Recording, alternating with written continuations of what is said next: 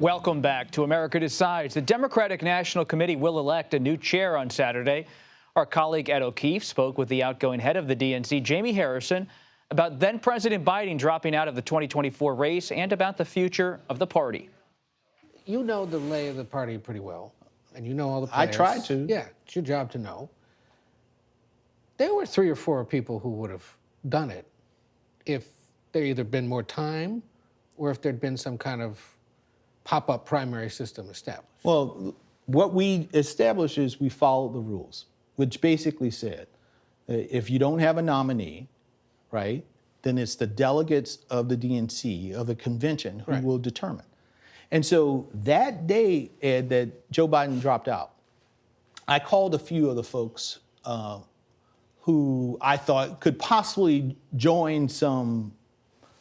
be a part of the process. People who had expressed some interest down the road for running. Handful of governors? And to a handful of governors. And to a person, every single one of them said, I'm not going to run, I'm supporting Kamala Harris. And it was almost like I was chasing the Kamala Harris calls, because they all said, I just talked to the VP and I have pledged my support to her.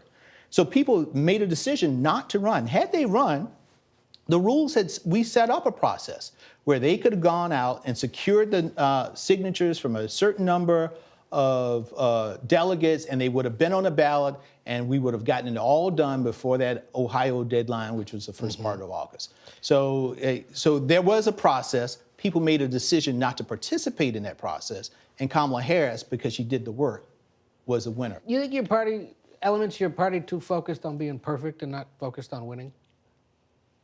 There are moments in which I do feel that there are folks who are looking. What's the saying about the good and the perfect? I always mess it up, but I feel that there's some folks who don't let perfect be the enemy of the good. Yeah, don't let perfect be the enemy of the good. I think there are some folks who do fall in that trap sometimes. If you do not fit into, you check these certain bucket items, then you're cast out or you're put on the bench or the back burner.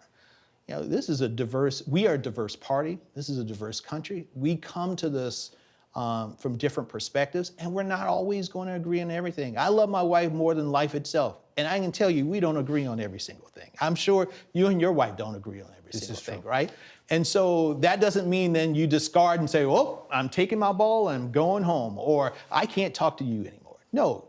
You take the time to work it out, because there is some commonality there, and you build from the commonality up. And I hope more of our folks get to understand that. You got to be more elastic than rigid.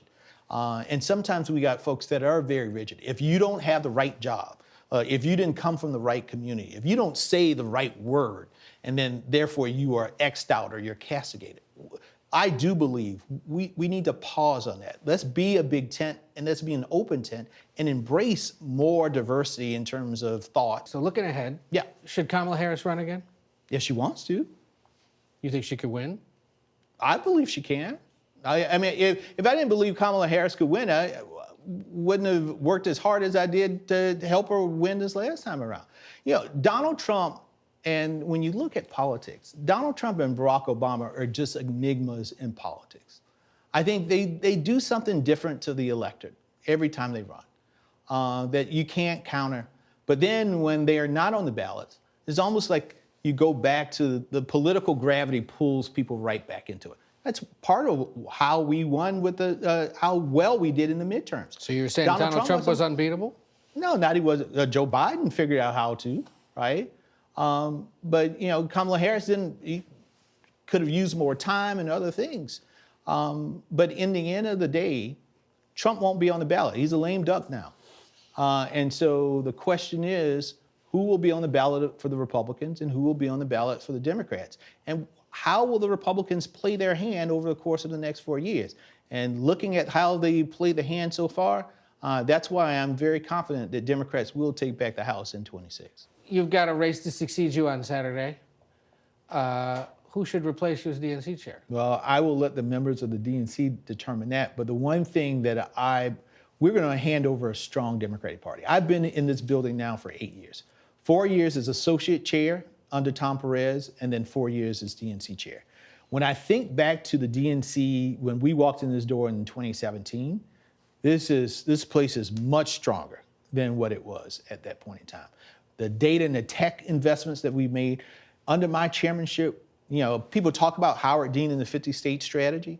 We've had 50-state strategy on steroids because we've invested more money into state parties than any time in the history of the DNC. 176 years, no DNC has ever invested this amount of resources. And now we have set a new floor for what the next DNC has to do.